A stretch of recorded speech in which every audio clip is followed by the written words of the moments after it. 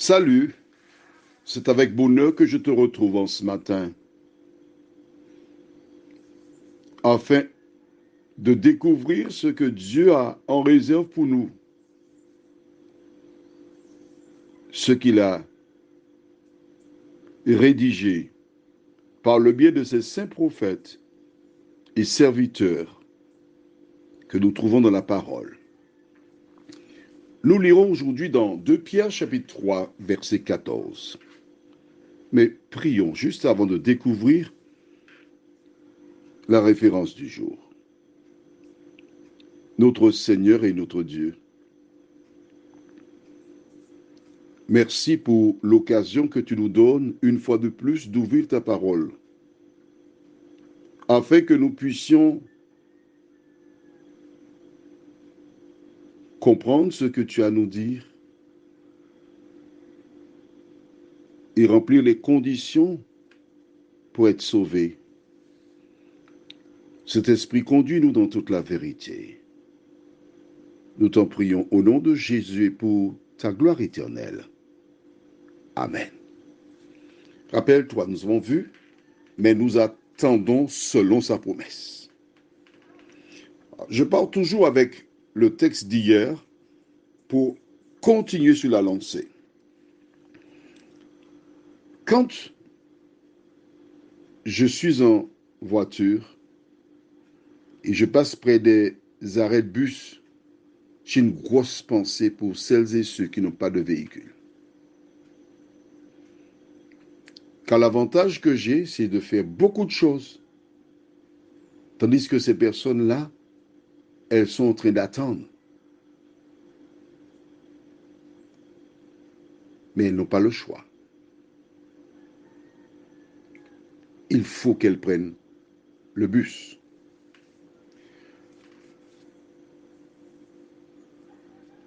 Il y a quelques années, je me trouvais à Montréal. C'est la première fois que je vois un métro, c'était à Montréal. Les métros, les bus dans ces pays-là, ils ont des horaires. Les métros, on ne voit pas les conducteurs.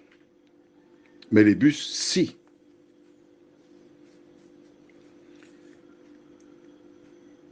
Il y a un horaire fixe.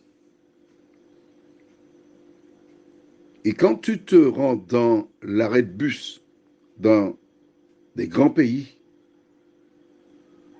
le chauffeur n'attend pas. Tu peux courir, le chauffeur n'attend pas.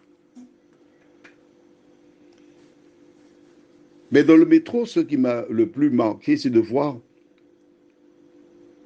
les portes sont ouvertes.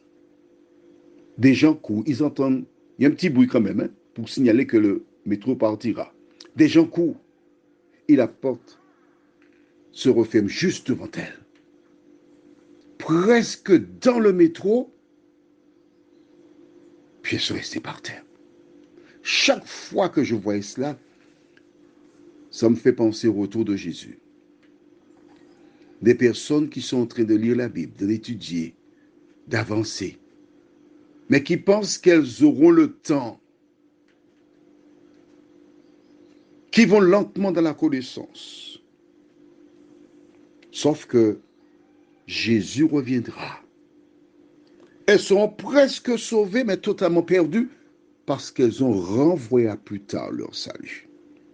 Le texte du jour, de Pierre 3, verset 14, dit, c'est pourquoi, bien-aimés, en attendant ces choses, appliquez-vous à être trouvés par lui sans tache et irréprochable dans la paix. Celui qui a rédigé ces textes, c'est Pierre. Tu te rappelles ce qu'il était, comment il était, et qui maintenant donne ce conseil. C'est ce que fait le Saint-Esprit dans le cœur d'une personne qui répond à l'appel de Jésus. Alors, comment faire cela? En attendant le retour de Jésus, appliquez-vous à être trouvé par lui, Jésus. Comment peut-on s'appliquer? En lisant les Écritures, en recherchant l'aide du Saint-Esprit pour comprendre les Écritures, en priant et en mettant en pratique la parole. Ce sont les conditions qui permettent au Saint-Esprit de venir habiter en toi, parce que ton corps est le temple du Saint-Esprit. Et une fois qu'il habite en toi, il te transforme progressivement. Tandis qu'il te transforme, l'ennemi place des situations, des personnes sur ta route, afin que tu sois en mesure d'évaluer ton niveau. Est-ce que tu es toujours au stade de farine ou est-ce que tu peux déjà manger le chou de Chine? Le niveau, c'est ça. Il y a des personnes, lorsqu'elles acceptent Jésus, sont au niveau des bébés. Donc, elles ont la farine. Mais quand tu commences à lire la parole, quand tu commences à la comprendre, quand le Saint-Esprit est entré en toi, il te transforme. Pourquoi Pierre tient-il ce langage? Lorsqu'on vint arrêter Jésus, tous l'abandonnèrent. Il suivit au loin la foule. Il se rapprocha pour voir ce que ferait de Jésus. Et là, il a renié le Christ 3 fois. Je ne connais pas cet homme. Mais plus tard, cet homme qui avait renié le Sauveur partit pour prêcher l'Évangile. On leur intima l'ordre de ne pas parler de Jésus. Ils continuent à le parler de Jésus. On les a battus. Ils continuent à le parler de Jésus. On l'a jeté en prison. Un ange le délivra pas une fois.